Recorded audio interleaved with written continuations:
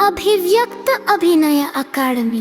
मुलीने जन्म घ्यायचा की नाही, जन्म घेतला तर जगायचं की नाही, हा सर्वात मोठा प्रश्न। आत्ताच्या काळापेक्षा आधीचा काळ चांगला होता। त्या काळी मुलींना चूल आणि मूल महत्त्वाचे होते, पण आता असं म्हणावं लागतंय की तोच काळ चांगला। जिकडे बघावं तिकडे तेच तेच तेच, कंटाळा आला या गोष्टींचा। आता असं म्हणत होते की मुलांपेक्षा मुली पुढे जाणार, पुढे जाण्यासाठी त्यांना जगून तरी द्या। 3-4 वर्षांची असताना मारून टाकतात त्यांना। 4 वर्षाची मुलगी काय कळत तरी असेल का हो तिला? आणि तिच्या घरच्यांची काय अवस्था झाली असेल? बरं नाही जात आम्ही कोणाच्या पुढे, पण मारून तरी टाकू नका ना आम्हाला।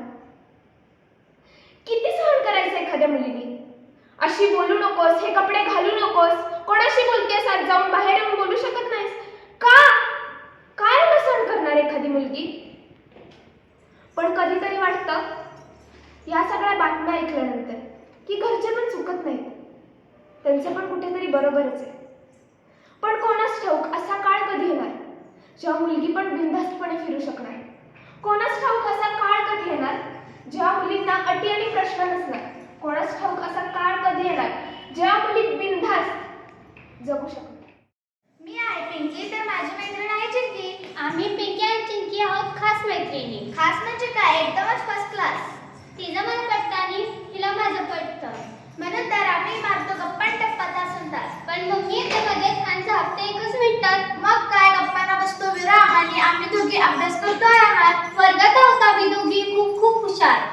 वर्गातल्या काही जळक्या मुलींना वाटते आम्ही मारतो हुशारक्याच फार। चिंकी तर म्हणते ह्या वर्गातल्या सारख्या मैत्रिणी तर अभ्यास करायला आहेत मागे मागे, दुसऱ्याला नावे ठेवायला आहेत पुढे पुढे। अभ्यास करतो एकत्र, शाळेत जातो एकत्र, फिरायला जातो पण एकत्र, मारतो गप्पा टप्पा तासन तास।